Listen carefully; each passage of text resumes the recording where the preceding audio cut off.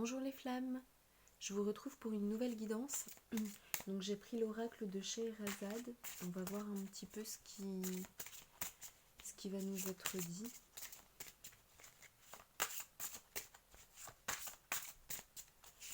Donc là on me dit l'état des lieux.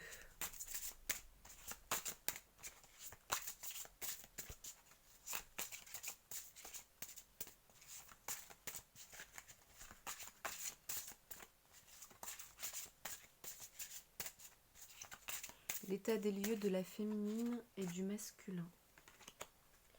Et on a la carte, donc avec l'oracle de Scheherazade, la rose marine.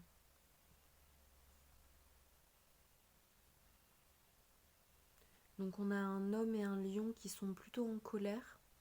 Après la partie rouge là c'est sa cape, en fait c'est la cape de l'homme.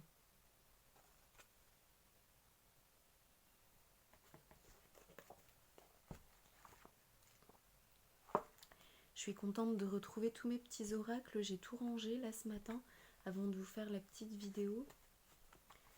Alors...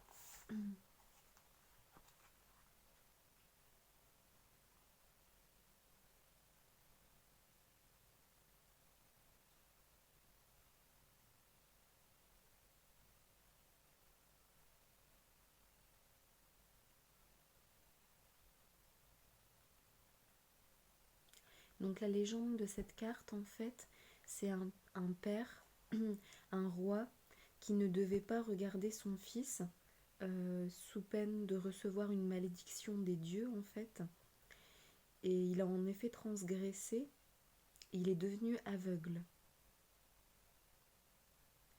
Son fils, le jeune prince, décide de l'aider, en fait, et d'aller chercher la seule chose qui peut sauver son père, c'est la rose marine. Donc ça, c'est le remède au mal. Et le prince doit aller le chercher dans un endroit où la rose est gardée par une femme tellement belle,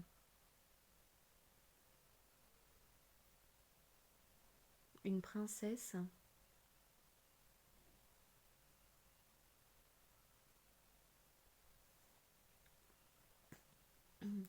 une princesse très belle en fait.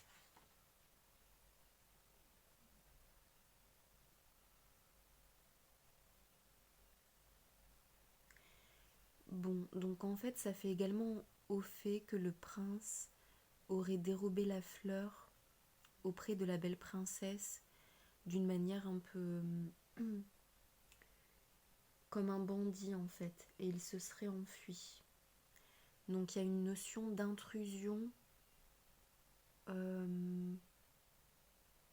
et de non-respect dans l'espace de la princesse.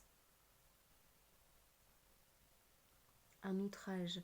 La princesse se sent outrée en fait.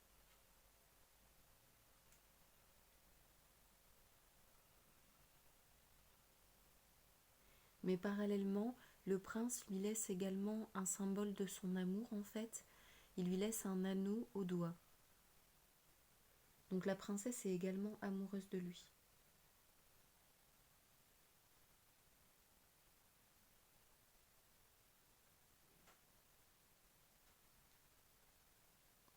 Ça parle également d'amour caché. Et donc en fait, ce fameux lion en colère représente la douceur qui maîtrise la force. La force qui peut être positive et négative en fait.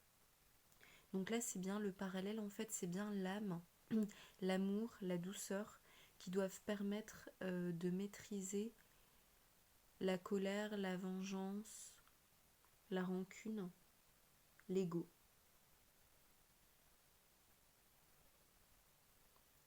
Donc cette carte, elle parle de changement au niveau relationnel, que vous allez passer votre temps ailleurs, dans d'autres relationnels ou alors seul, avec l'envie de vous stabiliser en fait, l'envie de rechercher du beau, quitte à être caché. Mais parce que vous souhaiterez être bien avec vous-même en fait, et que justement vous ne voulez plus être aveugle des outrages qui se passent sous vos yeux.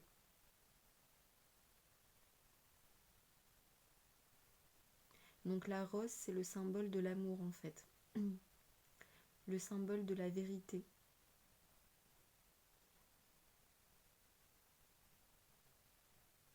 Passage initiatique d'un état de vie à un autre. Invitation à grandir à travers de la sincérité dans l'affectif, dans le domaine affectif. Donc après, cette carte, elle est quand même positive, hein. Ça parle quand même de réussite. À la fin, le prince et la princesse se retrouvent avec amour, en fait. Donc on va voir quelle autre carte, arcane mineur. On va voir quelle autre carte est transmise.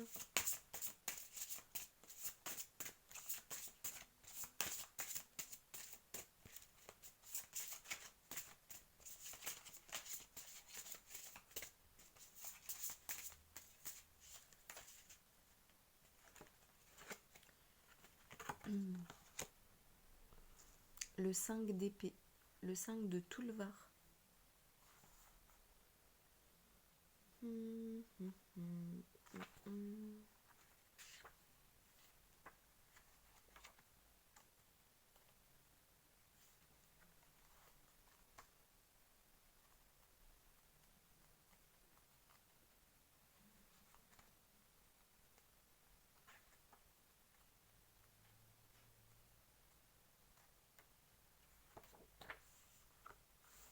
Donc ça, c'est une lame de mouvement, de déplacement, de contrariété qui retarde le succès.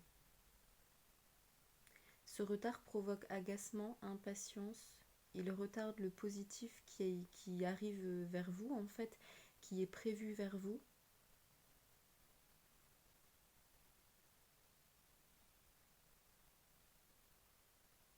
Donc là, avec cette carte, on ressent bien le besoin de changement, la notion de ras-le-bol, en fait, le fait d'en avoir marre d'une situation, d'un certain relationnel.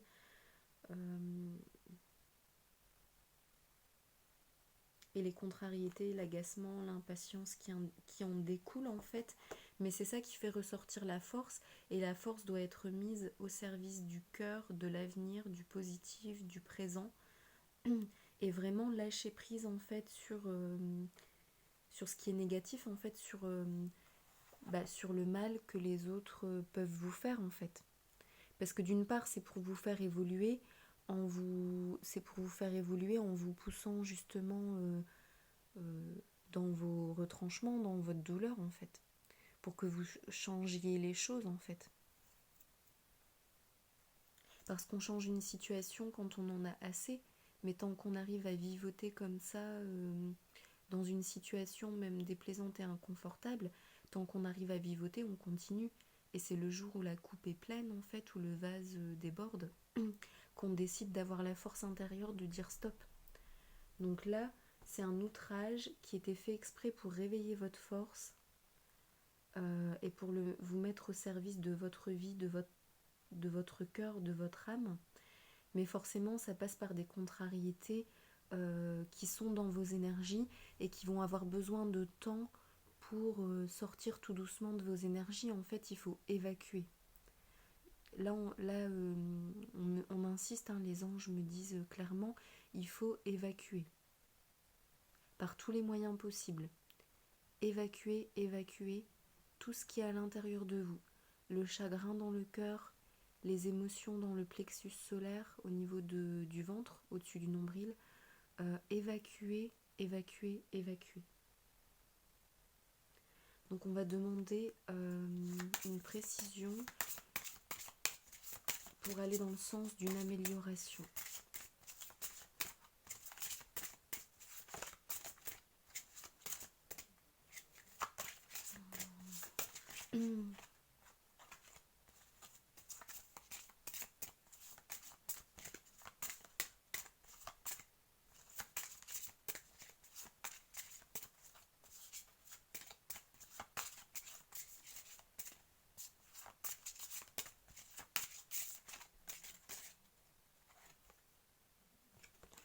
L'éléphant.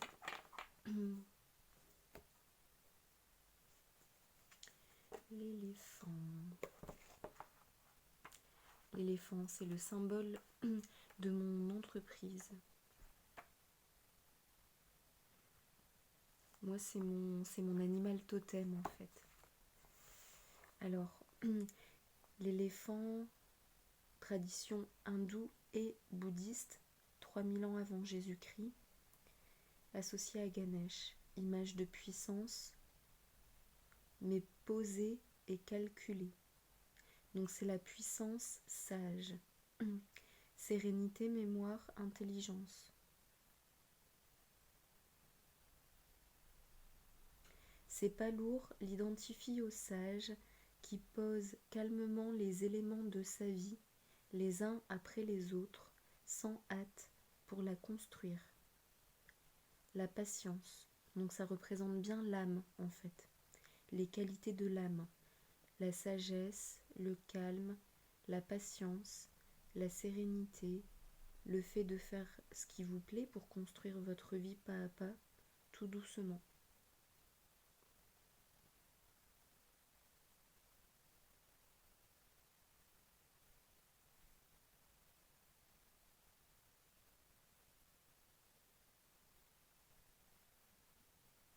Temps d'évaluation et de synthèse de notre vie qui nous apprend à regarder les choses sans aucune appréhension, sans aucun stress. Inverse de l'empressement, de l'hyperactivité et de l'action immédiate qui peuvent parfois nous être fatales. Donc là, on vous invite bien à rester calme en fait, hein, vraiment, à vous recentrer sur votre âme, votre cœur, votre vie, vos projets, votre quotidien, la construction de votre vie en fait. Ces qualités d'âme que vous avez déjà à l'intérieur de vous, la sagesse, la patience, la tranquillité, la force tranquille.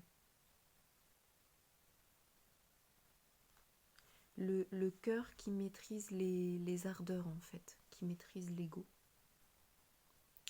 Voilà, ensuite, alors qu'est-ce qu'on peut demander d'autre pour vous ?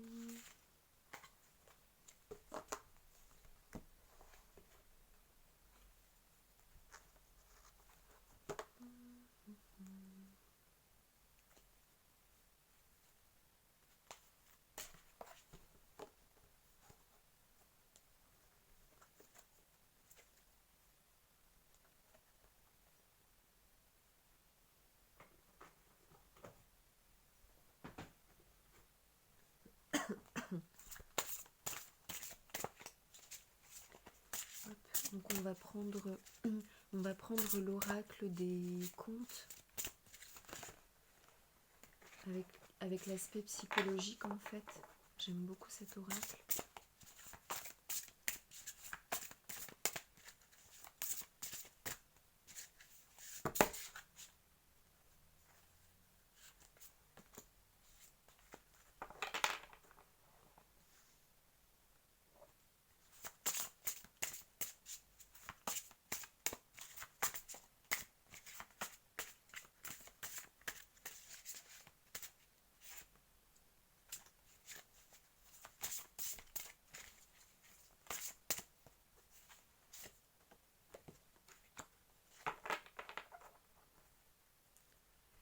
Donc là, on a la femme duale liée à la mère terrible.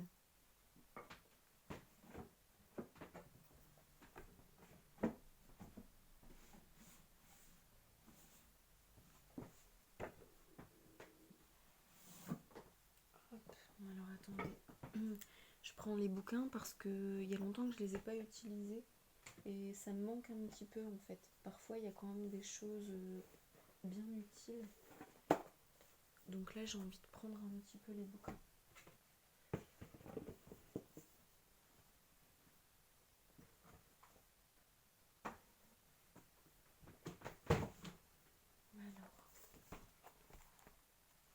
Donc après la femme duale, cette carte, je la connais très bien en fait. Ça parle des dualités à l'intérieur de vous qui vous poussent dans des directions et des comportements opposés, contraires dans votre vie Et en fait, votre cheminement, c'est de dépasser cette dualité en vous. Donc c'est vraiment d'aller creuser, je pense ça, je ressens ça, j'ai envie de faire ça, d'où ça vient, pourquoi. Est-ce que j'ai réellement envie de faire ça? Est-ce que ça me semble juste? Est-ce que je vais regretter ensuite ou non? Euh,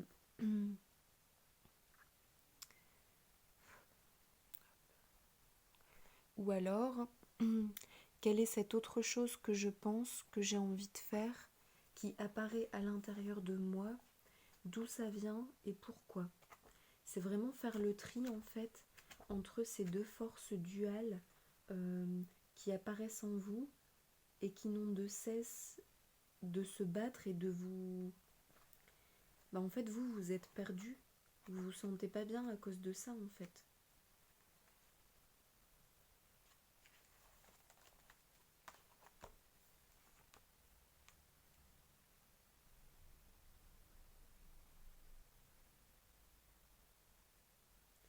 Donc effectivement, on vous dit qu'en fait, le jour dans le foyer, euh, tout le monde est occupé en fait, mais que parfois ces femmes qui s'occupent du foyer quand tout le monde est debout n'ont pas conscience à quel point elles s'oublient. Et on leur demande de se tourner vers leur vie intérieure en fait, pour revenir au mystère et détricoter tout ce qui se passe à l'intérieur de vous.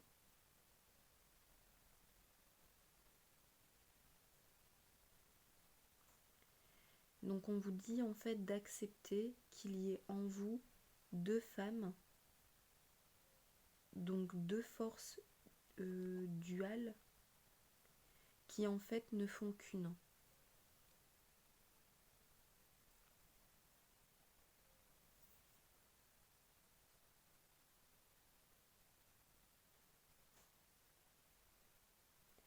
Donc en fait on peut utiliser, ça peut être votre part d'ombre et votre part de lumière, votre conscient et votre inconscient, le monde visible sous vos yeux et le monde invisible que vous percevez également.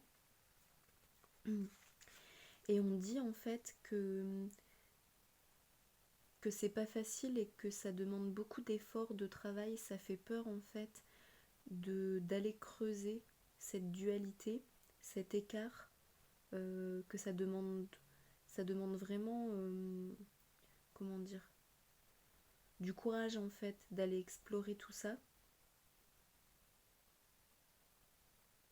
parce que ça fait un peu peur en fait, on a toujours un petit peu peur de ce qu'on va découvrir, c'est pas évident, mais on vous dit que c'est important de le faire en fait, que c'est comme ça que vous allez pouvoir apprivoiser qui vous êtes, connaître votre intériorité, euh, prendre du temps pour vous et ensuite pouvoir réellement vous consacrer à votre propre vie en fait, pour démêler tous les nœuds qui existent à l'intérieur de vous.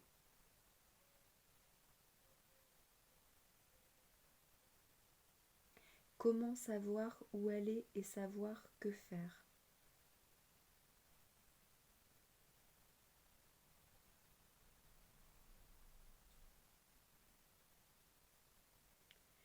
Donc on dit en fait que le défi se tient justement dans le double mouvement entre la vie, la mort, donc les cycles de renaissance, la nuit, le jour, l'intérieur, l'extérieur,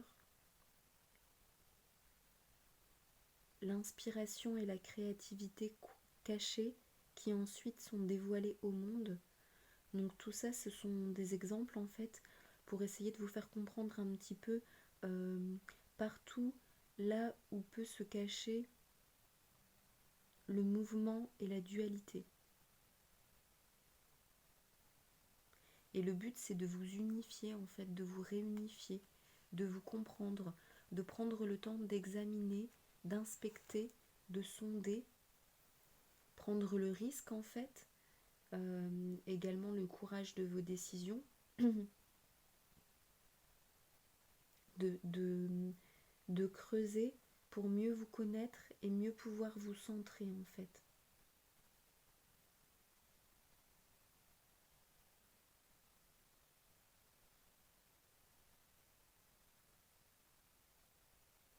Donc là, il y a une petite visualisation qu'on peut faire pour vous aider. Donc vous pouvez écouter le son de ma voix et vous laisser guider tout doucement et visualiser à travers mes mots en fait. Je me détends en respirant profondément, puis je ferme les yeux. Je laisse venir à moi l'image d'un beau jardin dans lequel je me sens bien. Je laisse venir à ma conscience un endroit du jardin où se trouvent les marches d'un souterrain.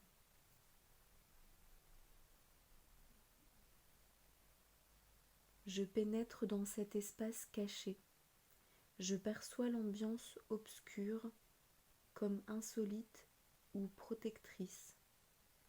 Je marche en silence jusqu'à la porte demi-ouverte.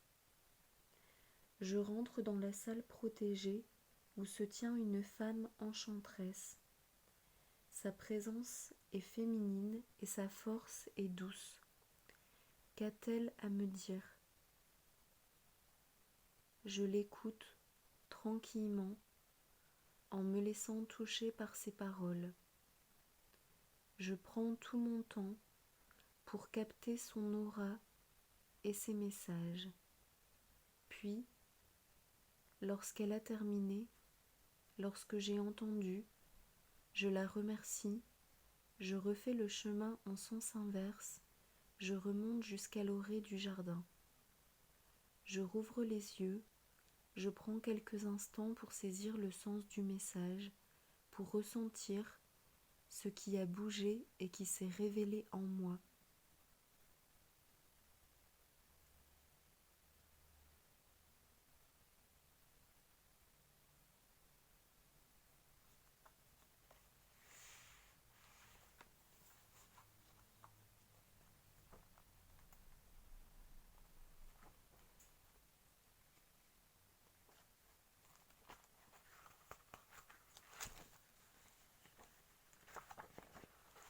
Donc en fait, votre force duale, elle est en lien avec la mère terrible.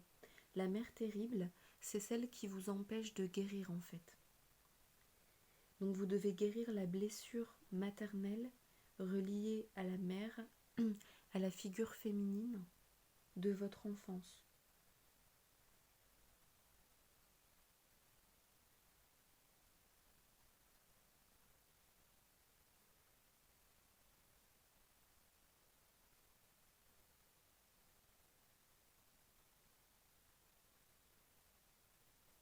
Vous avez l'impression que la roue du destin a accompli un cycle, que vous arrivez au bout de quelque chose. Vous devez vous arrêter, prendre le recul, vous demander ce que vous souhaitez vraiment pour vous et votre vie en fait. Donc là, ça parle également des mémoires du transgénérationnel. Vos ancêtres, face à vous en fait, vous attendent. S'engouffrer dans les mémoires de votre lignée féminine pour accueillir et guérir.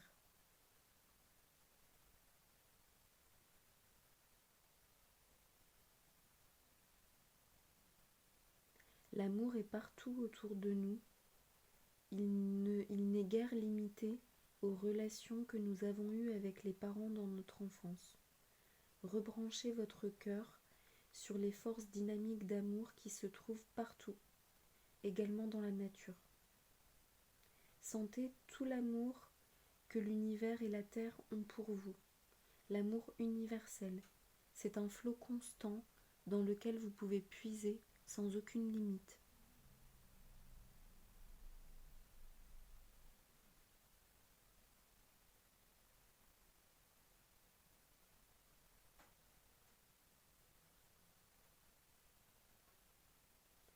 De nombreuses femmes préfèrent parfois ne pas découvrir combien la relation avec leur mère a été facteur de pollution psychique. Celles qui ont vécu une telle blessure sont en réalité atteintes en plein cœur. Avec les années, cette meurtrissure béante qu'elle se cache et qu'elle cache au monde finit par ressembler à une plaie mortelle.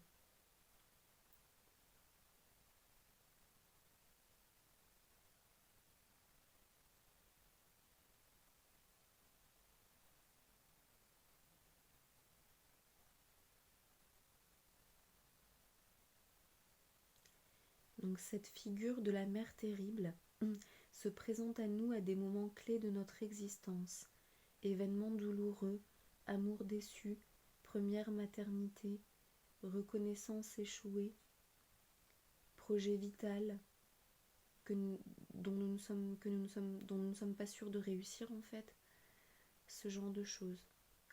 Donc ça parle également de désespoir, de déni, de colère, de rage, d'émotion, de tabou.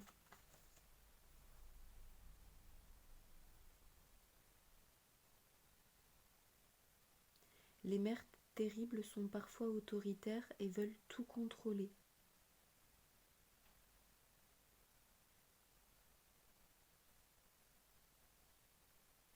Un jeu de pouvoir se cache.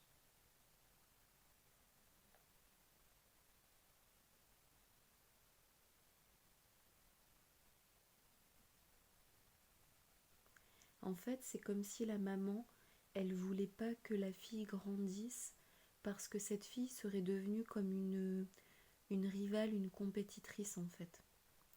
Donc c'est un peu la mère négative qui se glisse toujours dans la brèche lors de l'absence du père ou la faiblesse, la défaillance du père.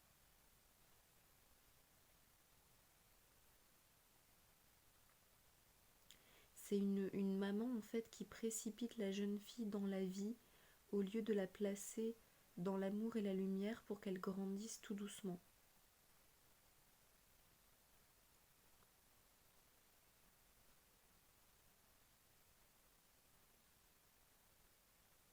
Ce sont des ogresses qui ne protègent pas suffisamment leurs filles, qui parfois ne les regardent pas. Elles ne veulent pas voir les souffrances qui ont été faites à leurs filles. Elles ignorent et elles laissent leurs filles se débrouiller.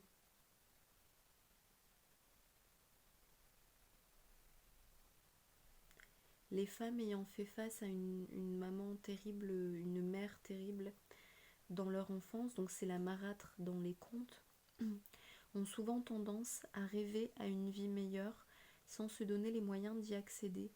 Elles choisissent plus facilement le fantasme que l'action.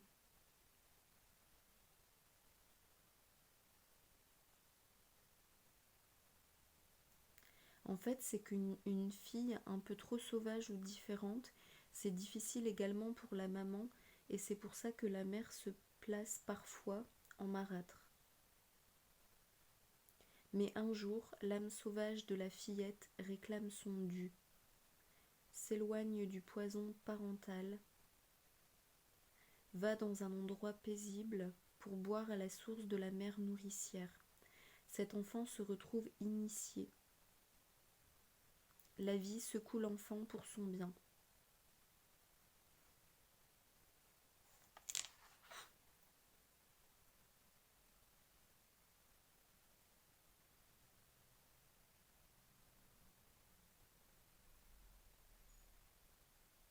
Imaginez qu'un pinceau lumineux parcourt l'image de votre mère, votre lien à elle, que le pinceau vous parcourt également et que la lumière se transmet en fait, comme si vous aviez une vieille photo, une vieille image, et avec votre pinceau vous mettez de la lumière dessus en fait, vous repeignez les choses.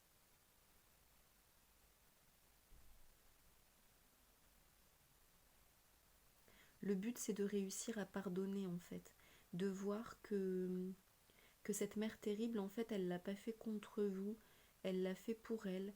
Après peut-être c'était tellement difficile pour elle qu'elle était peut-être davantage dans l'ego et la part d'ombre plutôt que dans sa lumière.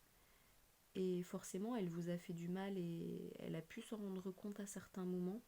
Mais le but, en fait, c'est que vous vous réveillez pour vous reconnecter à votre âme, que vous vous bougiez dans votre vie, en fait, que vous guérissiez vos blessures, les blessures de la lignée. Et vous, vous êtes porteur de cette lumière, en fait. Et votre rôle, c'est vraiment de repeindre les choses avec lumière, de vous positionner en tant que femme acteur dans votre vie et de repeindre les choses avec lumière, de pardonner, guérir vos blessures, pardonner à vous-même, pardonner à votre mère terrible et aller au-delà en fait. aller au-delà de tout ça.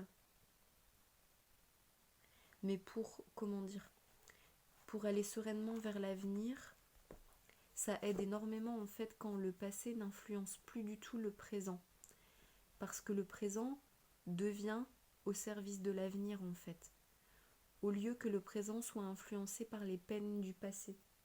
C'est pour ça qu'en fait, en tant que flamme, notamment les flammes yin, là ça fait clairement référence à l'enfance de la flamme yin, c'est pour ça qu'en fait les yin doivent guérir toute leur mémoire et toutes leurs blessures. C'est pour que le présent, c'est pour que le passé en fait n'influence plus du tout leur présent et que tout ce qu'elles font au présent soit en totale accordance avec leur lumière, leur âme et dessine leur avenir radieux, celui auquel elles ont le droit, si elles ont la force, si elles prennent en main la force de se bouger en fait. Et vous avez toutes les capacités en vous. Si vous êtes dans cette incarnation, que le voile est tombé, que vous avez eu révélation de tout ça, si vous êtes aujourd'hui avec moi en train d'écouter cette vidéo et cette guidance, c'est qu'en fait vous avez toutes les capacités en vous pour y arriver. Vous avez choisi cette vie et ce chemin en fait. Et tous les petits cailloux, aussi lumineux ou aussi souffrants soient-ils, sont placés sur votre chemin pour vous guider et pour vous pousser à vous dépasser en fait, à vous réaliser, pour faire ressortir cette force qui est en vous, cette lumière.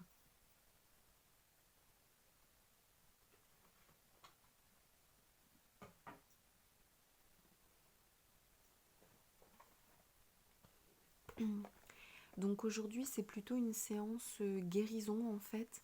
Là je vais prendre un petit ange pour qu'il reste auprès de vous pendant ce moment difficile, parce que là j'ai l'impression qu'il y a des blessures qui se sont réouvertes et qui font remonter des choses malgré vous, même si vous ne voulez pas vraiment les écouter, les entendre, les reconnaître, même si vous ne faites pas forcément le lien consciemment entre la douleur du présent, les événements récents du présent et l'enfance et l'histoire passée dont on vient de parler. Donc c'est-à-dire les révélations chez Erazade par rapport à l'état des lieux entre la féminine et le masculin et l'histoire de votre enfance avec la mère terrible, mais il y a bel et bien un lien parce que c'est ressorti comme ça dans la vidéo en fait.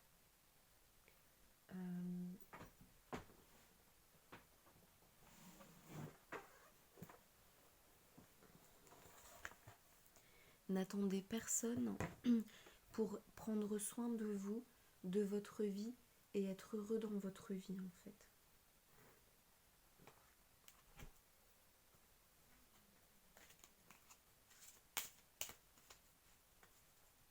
Donc un ange pour qu'il reste auprès de vous jusqu'à ce que vous n'en ayez plus besoin.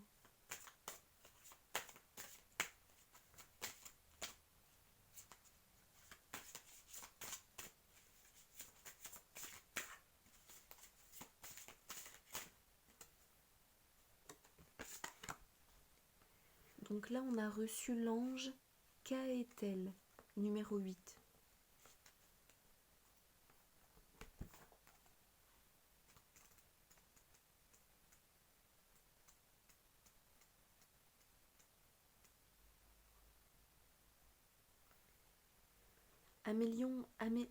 Amélioration générale dans tous les sens de votre vie. Fertilité, fécondité, progrès dans tout ce que vous entreprendrez.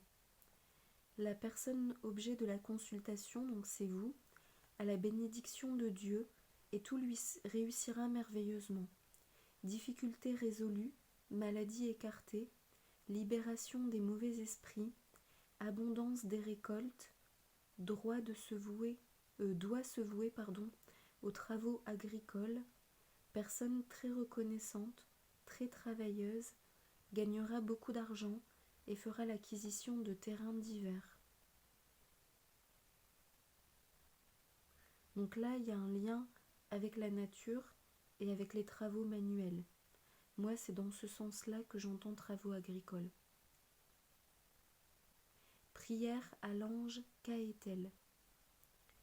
J'ai reçu de toi, Seigneur, une infinité de dons. Tu m'as permis de triompher, ô Caëtel.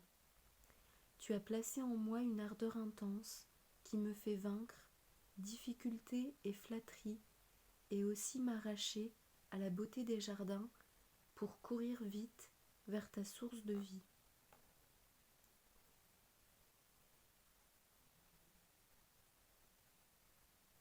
Donc là, je viens de réciter cette prière avec l'intention que cet ange Caëtel vous aide en fait.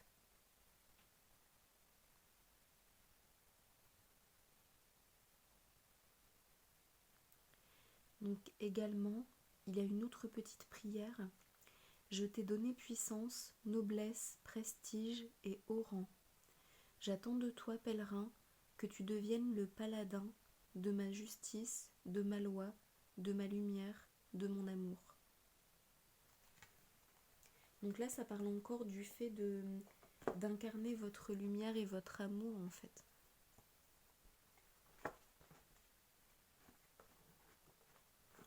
Voilà les belles flammes, donc je laisse le petit ange Caëtel pour vous, près de la petite bougie.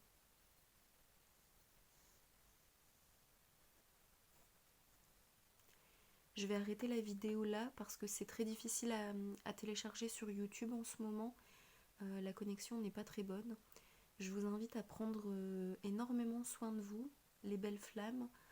Je reste disponible pour ceux qui en ont besoin, notamment si vous souhaitez une lecture akashique en fait pour guérir une blessure, avec guérison émotionnelle et énergétique incluse. Donc je vous rappelle qu'il suffit de me contacter via l'email sous la vidéo. Ça dure entre 1h et 1h30 pour 65 €. Il me reste des disponibilités en fait pour cette semaine et la semaine prochaine. Donc je vous invite vraiment à venir vers moi si vous le ressentez à l'intérieur de vous. Je vous embrasse très fort. Belle fin de journée les belles âmes. Au revoir.